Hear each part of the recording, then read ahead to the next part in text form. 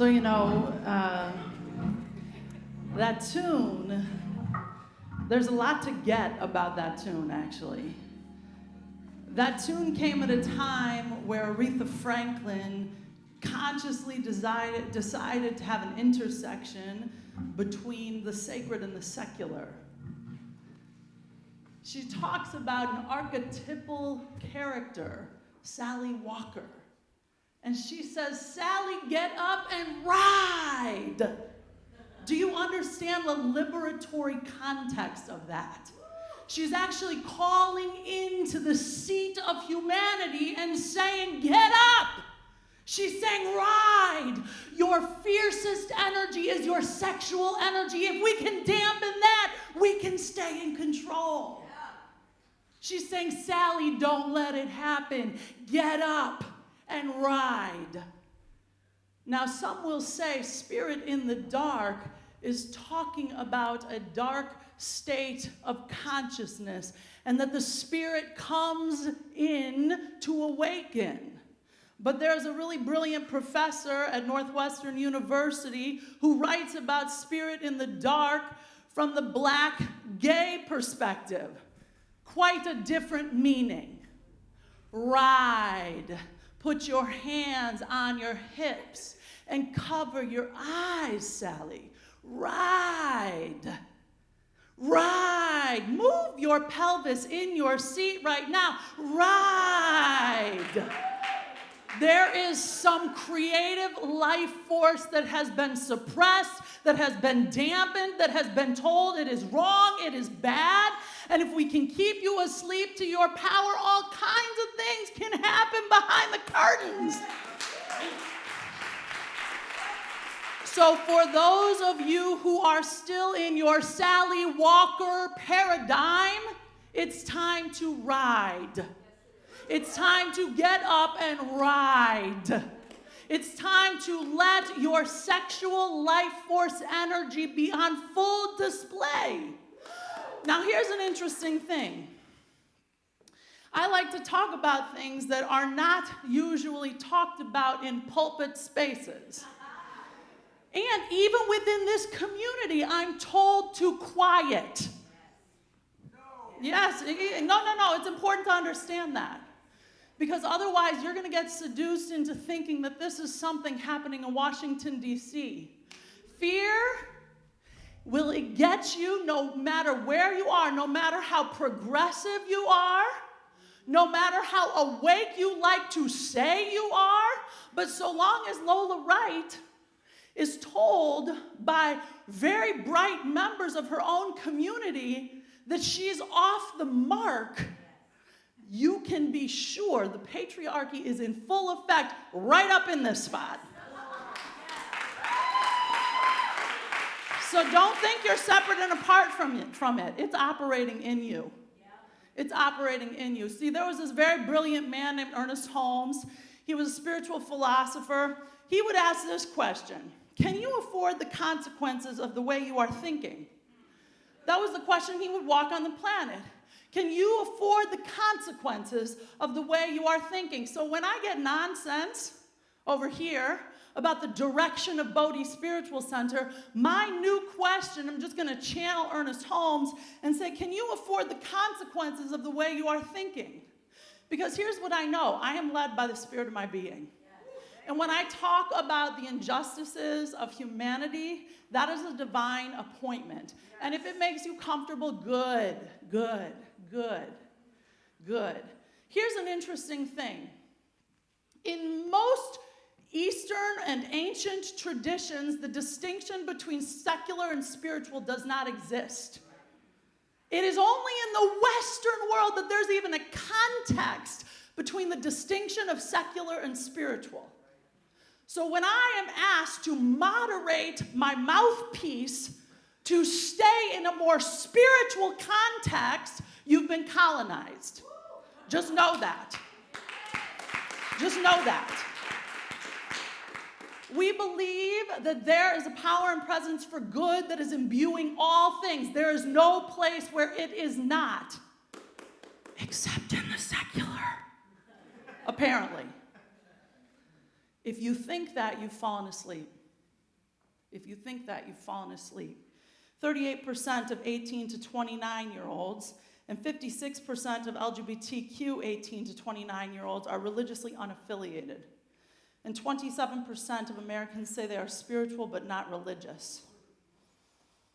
Time is not on the side of the old systems and structures. It is not on the side of those organizations and institutions.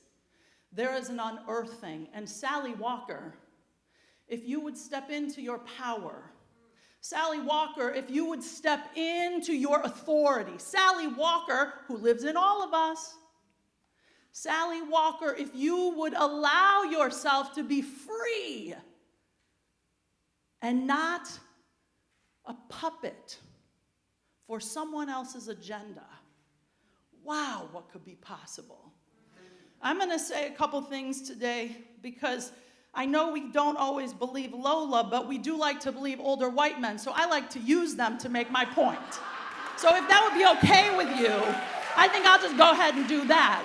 Because Ernest Holmes can say some things that Lola Wright can't say, so we'll just keep using Ernest Holmes' words until you actually believe a 40-year-old white woman, okay?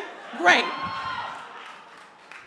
So the objective of today is to identify the origin of your thoughts. Are they yours or are they inherited?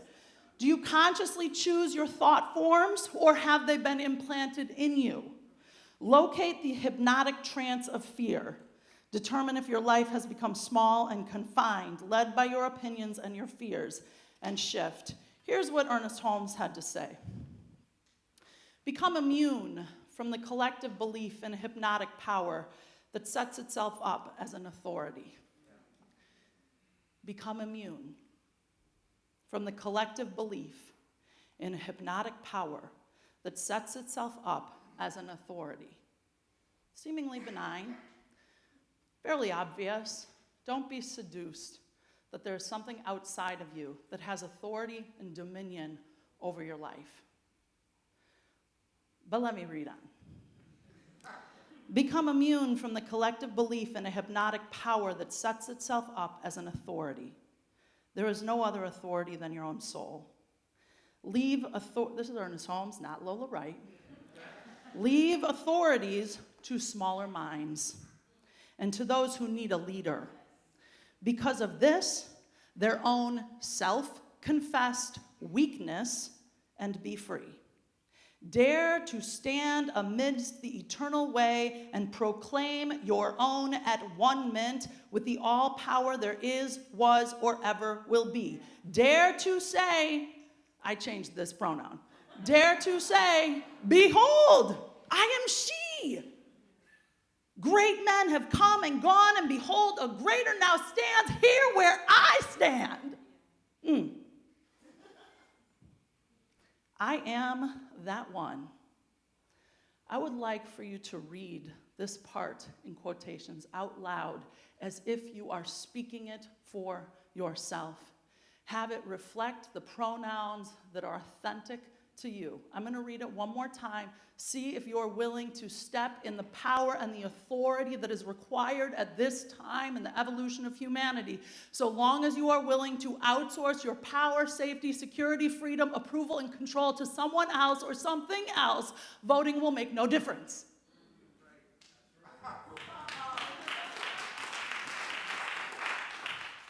I'm going to read it one more time. You can choose to read along after I read it this time.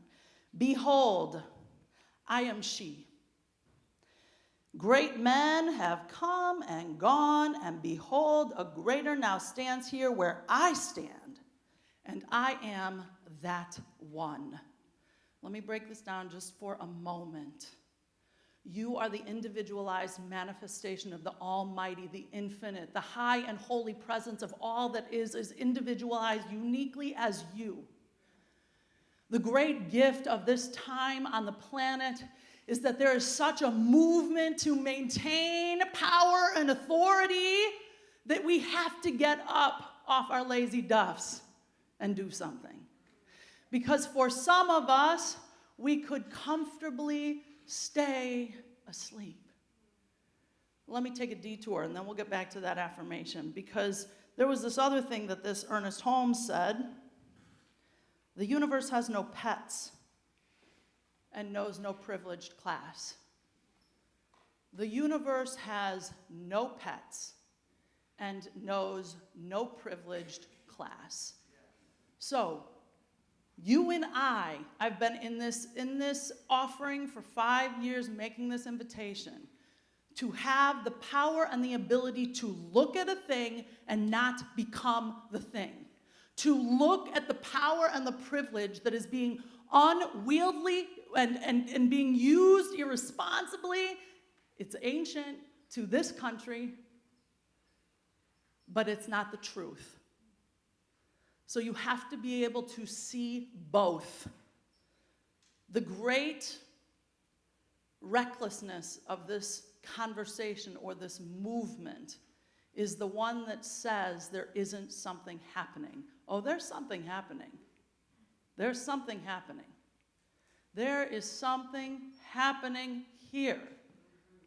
There is something happening. There is a mind game at work.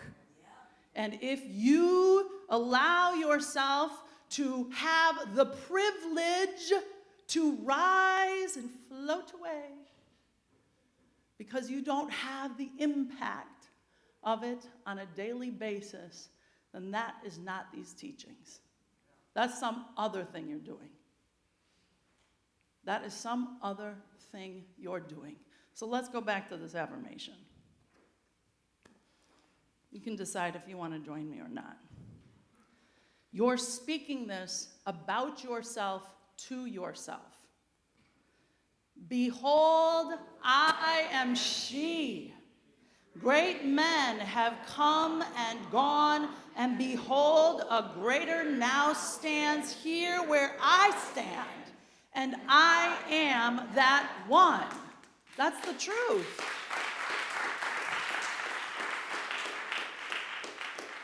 I was so mad yesterday. I was just so mad yesterday. I was just mad. I watched the final vote for the approval, confirmation hearing. Thank you. And you hear these people screaming while this is being moved through. And I just was furious. And for me, that's a very powerful place to be. I like to sit in my fury. Someone called me last week and they said, I met some people and they said that they heard you. They came one time and you were talking about white women and that you just were so angry about white women and they were very uncomfortable about that. And I said, were they white women? And they said, yes. And I said, okay, well, that makes a lot of sense. And it's an absurd idea that a spiritual leader should not channel the holy power of anger. Every great spiritual leader that has caused movement in the consciousness of humanity has been deeply related to anger. Anger moves. Anger moves. Behold, I am she. Great men have come and gone, and behold, a greater now stands here where I stand, and I am that one. The world will laugh and perhaps scorn. The Christian world will hold up its hands in holy horror, lest you blaspheme. The unchristian world will smile knowingly. Neither the one nor the other will understand, but the understanding of either counts for nothing. You are now free, and your freedom will yet save the world from itself. The great soul finds within herself the divine companionship which she needs. The moment we begin to realize where our power, security, safety, and control is located, watch out. Because if you and I can get that we can stop waiting for permission on how to be Sally Walker, please. That's the invitation. As I listened to that song on repeat last night for hours. And if you get, there is, when you start to call someone's sexual energy wrong, and then you start, see, there was something that happened in the history of music. Gospel music used to be profoundly related to soul music. And then something happened. A division occurred. Something happened in music where we started to say, all that sexual energy that feels spiritual, we have to thwart it. We have to stop it. It's dangerous. It's unruly. If people get a hold of their energy, something might change. And so systematically, in this country's history, through dominant white cultural norms, there was a division that was created between the secular and the spiritual. That was on purpose. If you don't know that, now you know. So I will talk about secular things all day long. It's the very thing I started with 5 years ago. I have quoted Talib Kweli. I have quoted Q-Tip. I have quoted KRS-One. I have quoted the Bhagavad Gita. I've quoted the Tao Te Ching.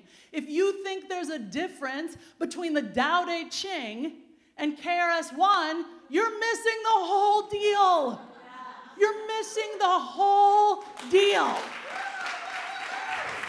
So secular, secular, secular, secular, secular, secular, secular, secular, secular. We're not burning yet. Still believe in hell? Do you understand what I'm saying here? The moment you think that something else is better than another, something else is holier than another, you are in the same loop. You are in the same loop. I do get impatient. Yes, I do. I get impatient because I need us to be more sophisticated thinkers. Because the way we get into this mess is by lazy thinking. This teaching is about thinking. It's not about spiritual bypass. Keep that.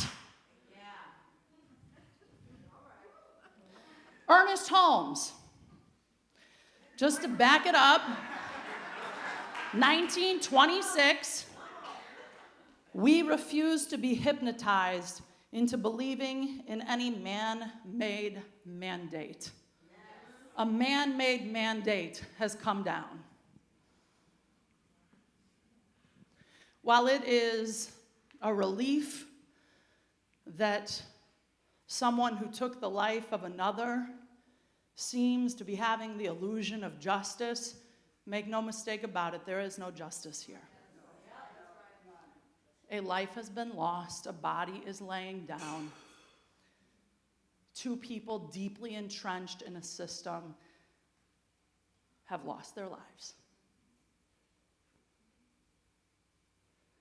And am I of the opinion that Jason Van Dyke needed to be put away inside of the current context?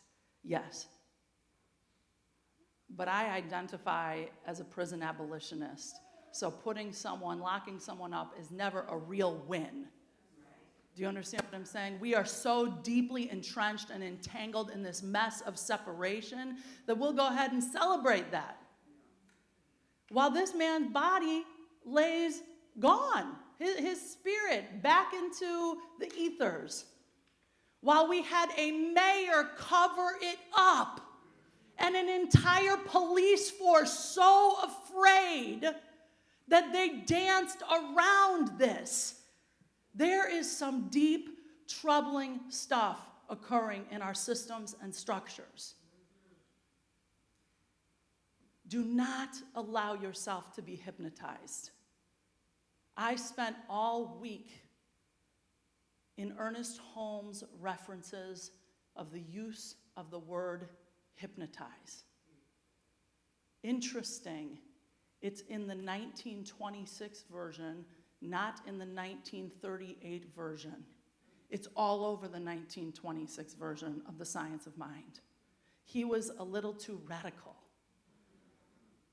So let's dampen him down. Let's make it more palatable. He says here, the Christian world will hold up its hands in holy horror. He's making a critique of traditional organized religion. And I'm being asked to stay in a traditional organized framework. Get the nonsense there? You would not be sitting here if you wanted that.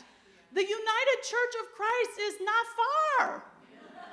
Go find it. Open at the top is something that Ernest Holmes said. He said, stay open because it isn't over yet. There is an evolutionary impulse through consciousness, and it's ever expanding. 4 years ago, we found ourselves in a lawsuit with the United Church of Christ. Now, that is so funny, because we would get these letters from them that were very short and directive. And at the bottom, it would say, God is still speaking. And then we would send back letters that were very short and very directive. And it would say, reveal love, honor all paths, celebrate life.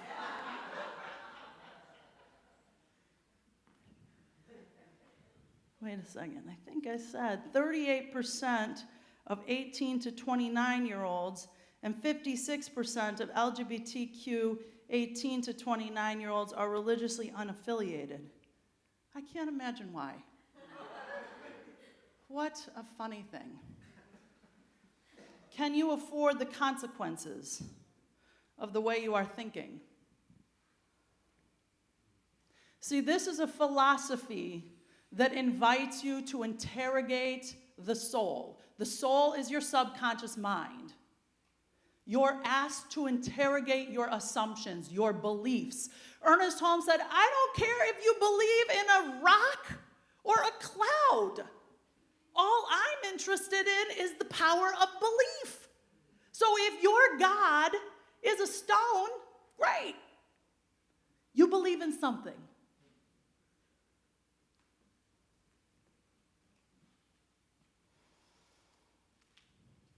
I have been working for the last 4 years with my practitioner, and for the first 3 of those 4 years, she would say over and over to me,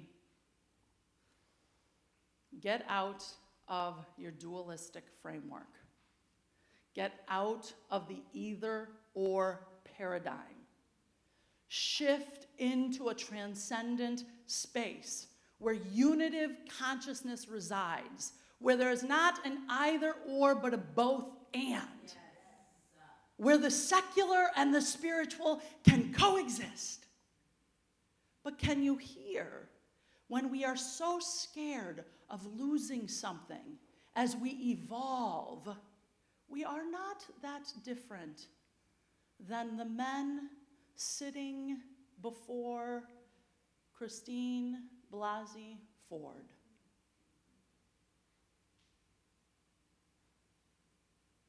We are not different when we are mobilized by fear, when we are in a triggered reactive state, not being responsible for that which is stirring in us.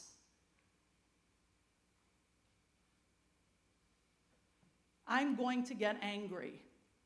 If that is not okay with you, this is going to be a rough spot to be in. I love anger. It's my friend. It keeps me free. My willingness to feel my anger enables me to feel my love. See, what has been conditioned as the response in our culture, we talked about this at the beginning of last month, dominant cultural norms, is emotional repression. That has not served us. Emotional repression has not served us. And so it has had to get so uncomfortable that you're poked and poked and poked and poked until finally you're like, rah! Yes? I went to the grocery store after I was listening to the confirmation hearing, and it's funny, like food actually isn't a comfort for me, but I just chose that yesterday. I was like, I'm going to Whole Foods, and I'm buying all the nice things that I don't usually give myself permission to buy. And I'm going to love that right now. So I got my special olive tapenade, I got a pumpkin pie, I got some very nice steak. I apologize for those of you who are vegan, but that's what I did. And then I came home and I cooked to Aretha Franklin. And it was on repeat. Sally Walker, put your hand on your hips, cover your eyes, and ride, girl. Let's go. We don't want to wait for Sally Walkers anymore. It's time to go. You are the power. You have the power. It's time to activate the power. Now, you might be sitting here saying, well, what does that mean? What am I to do? Are you saying I need to get on the next train or the next plane to Washington, D.C.? Should I get a tent? What should I do? How about start the moment someone tries to dominate you? The moment someone tries to use fear as a tactic for your suppression, how about start just by interrupting that? Because that would change the world. That would change the world.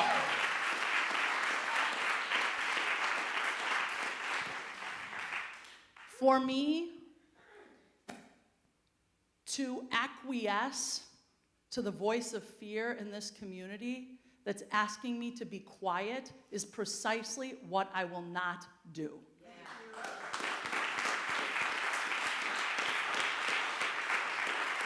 So if you want me to acquiesce to fear and being polite, call Eileen, which some of you have, and ask her to fire me.